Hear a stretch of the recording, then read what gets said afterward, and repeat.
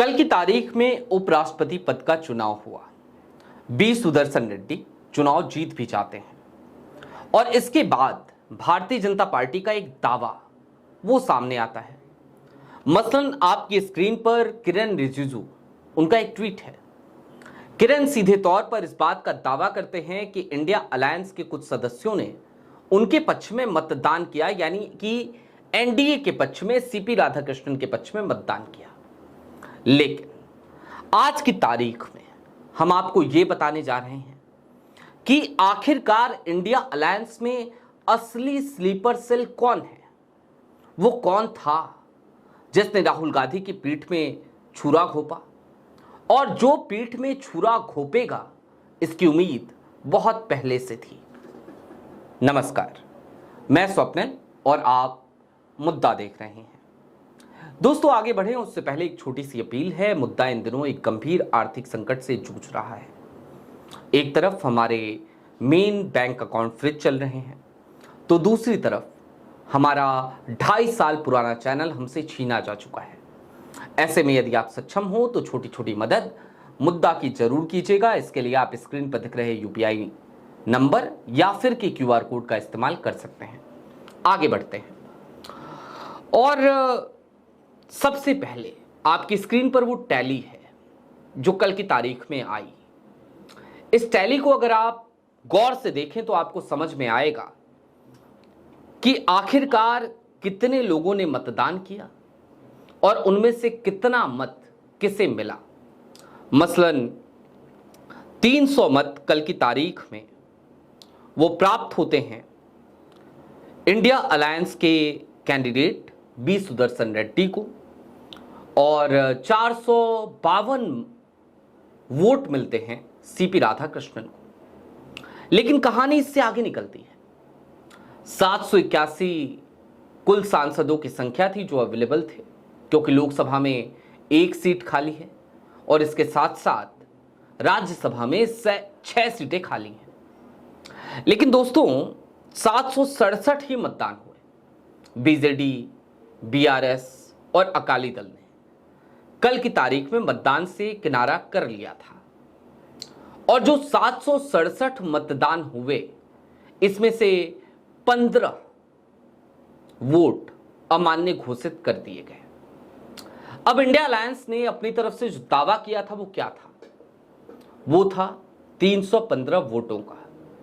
315 vote पड़े भी, और ये वोट बहुत हद तक संभव है कि किसी और को नहीं पड़े, बल्कि ये पड़े बी सुदर्शन रेड्डी को। मैं आपको एक बयान सुनाना चाहता हूं संजय राउत का। सुनिए क्या कह रहे हैं वो। देखिए, क्रॉस वोटिंग की बात कौन कर रहा है? ये एनडीए के कुछ लोग कर रहे हैं। हमारे जितने वोट थे वो आंकड़ा हमारे पास आया है। हमको 300 वोट मिले हैं, 300, और 15 वोट इनवैलिड जो हुए हैं, 15 इनवैलिड वोट इंडिया ग्रुप के। वो 15 वोट में सुदर्शन रेड्डी जी के सामने ही आंकड़ा लिखा है एक। फिर भी कुछ कारणों से उस मतों को अवैध ठहराया गया, तो हमारा 315 का आंकड़ा तो होता है। तो कहाँ हमारे वोट टूट गए? बात ऐसी है भाई, बीजेडी ने आपको वोट नहीं दिया, हर बार आपके साथ पार्लियामेंट में खड़े रहती थी। आपको अकाली दल ने वोट नहीं दिया, आपको केसीआर की पार्टी ने वोट नहीं दिया। क्यों नहीं दिया? ये तो आपके साथ हमेशा पार्लियामेंट में खड़े रहते थे हर बिल पर, हर चर्चा पर, हर मतदान पर। लेकिन इस बार ये लोग तटस्थ रहे, ये भी एक बड़ी बात है। दोस्तों, कल से एक अजीब सी मैसेजिंग देने की कोशिश लगातार की जा रही है कि जो पीठ में छुरा घोंपा गया वो महाराष्ट्र से घोंपा गया, उद्धव ठाकरे की शिवसेना की तरफ से, शरद पवार की तरफ से। लेकिन असली सच्चाई क्या है, आज जरा आपको जाननी चाहिए।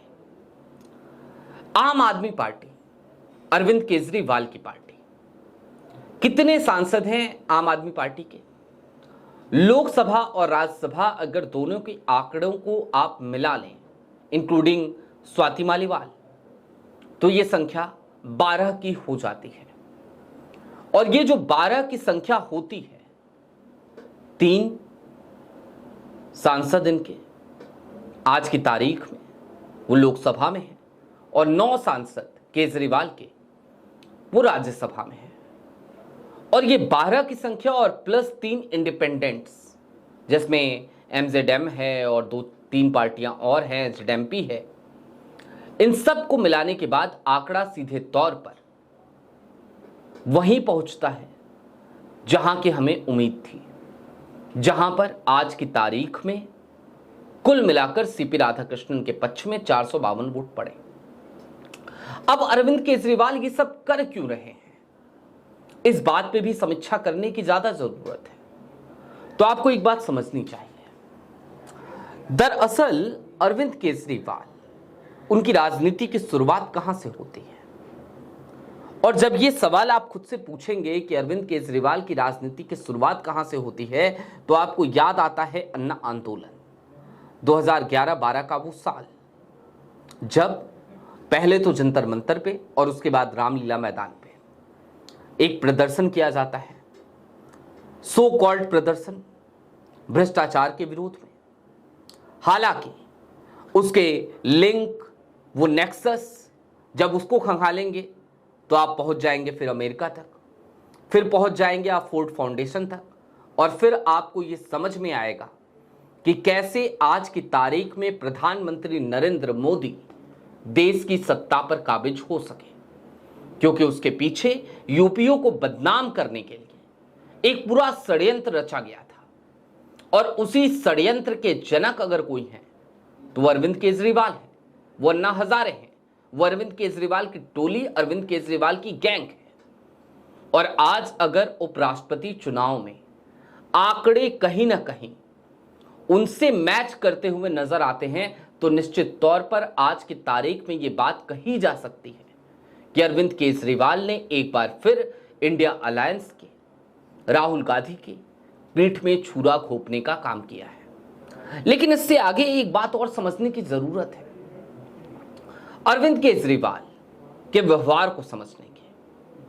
क्या आपको याद है अरविंद केजरीवाल से मिलने गए थे बी सुदर्शन रेड्डी, और उस वक्त पे अरविंद केजरीवाल कैमरों के सामने ये कहते हुए नजर आए थे कि चंद्रबाबू नायडू को, चूंकि बी सुदर्शन रेड्डी तेलुगु भाषी हैं, इस वजह से उनको समर्थन देना चाहिए चंद्रबाबू नायडू को। जरा सोचिए ये किस तरीके का डबल स्टैंडर्ड है, जो व्यक्ति खुद इस तरीके की डबल स्टैंडर्ड को फॉलो कर रहा हो, वो चंद्रबाबू नायडू को नसीहतें दे रहा था।